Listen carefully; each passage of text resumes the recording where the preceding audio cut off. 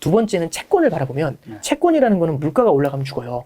채권은 물가가 올라가는 만큼 보상을 받기 위해서 금리를 받기 위해 가지고 투자하는 게 채권인데 물가가 너무 오르면은 물가보다 낮은 금리 채권 아무도 안 하죠.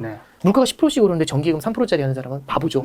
그래서 이때 당시에는 채권이 되게 안 좋았어요. 2005년에서 7년도 사이에는. 그래서 고성장 고물가 시대를 바라보면 우리는 첫 번째 생각하는 게 중무장대 관련 주식들이 좋았다. 그리고 두 번째는 채권 쪽은 안 좋았다.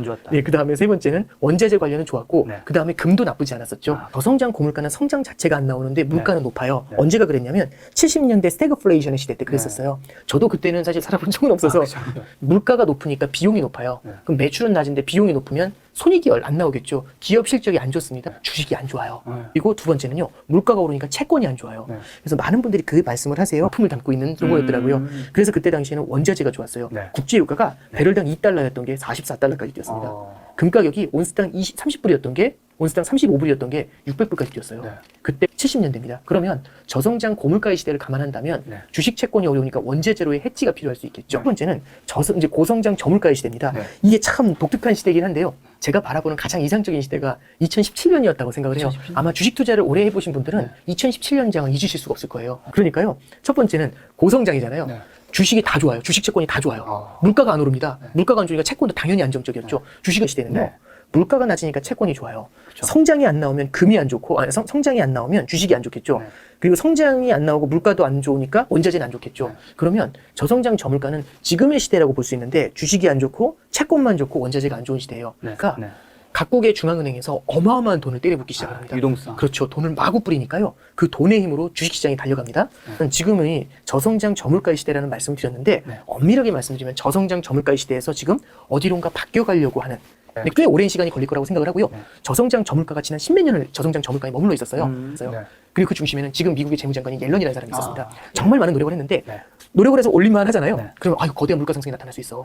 성장이 위축될 수 있어. 큰일 날 수 있어. 빨리 긴축을 해야 돼. 이래서 긴축하면 다시 돌아오고 긴축하면 다시 돌아오고 그래서 이랬던 게 저성장 저물가에서 고성장 고물가로 밀어 올리기 위해서 중앙은행에서 엄청난 달러를 주입을 한 겁니다. 푹 찔러놓고 달러를 막 집어넣고 있어요. 그래서 일로 훅 올라가려고 하는데 너무 올라갈 것 같아요. 너무 빨리 가면은 과열이 돼서 고물가가 나올 것 같아요. 그랬더니 뭐라고 하냐면 테이퍼링 이런 얘기를 하죠. 금리 인상 이 얘기는 뭐냐면 주사 찌르는 거 빼란 얘기죠. 주사 찌르는 걸 살짝 빼면 어떻게 될까요? 훅 주저앉을 수 있죠. 그러니까 말씀드린 거는 주사를 찔러서 달러가 막 흘러 들어올 겁니다. 그럼 달러가 약세로 가겠죠.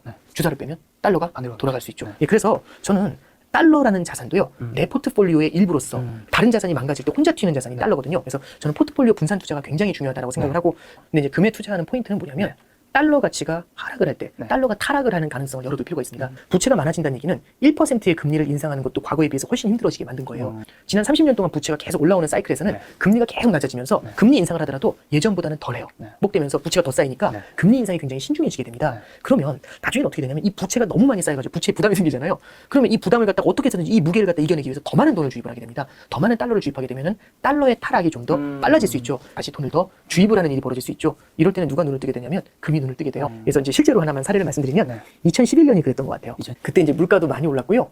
이제 성장도 나오는 거 아니냐 이런 기대감이 있었는데 거기서 이제 유럽이 재정 위기를 맞습니다. 그러면서 성장이 쿵 하고 주저앉죠. 시차를 두고 성장이 주저앉으니까 물가는 하늘에 떠 있는데 성장이 주저앉아요. 그럼 이 물가를 받쳐주지 못하죠. 수요가 따라가줘야지 고물가가 유지가 되는데 성장이 없어지니까 얘가 버티지 못하고 물가도 주저앉아요. 그래서 저성장 저물가로 고착화돼 버렸던 거죠. 저성장 저물가로 고착화되니까 이때 돈을 많이 풀 거라고 생각해서 금 가격이 많이 올랐었어요.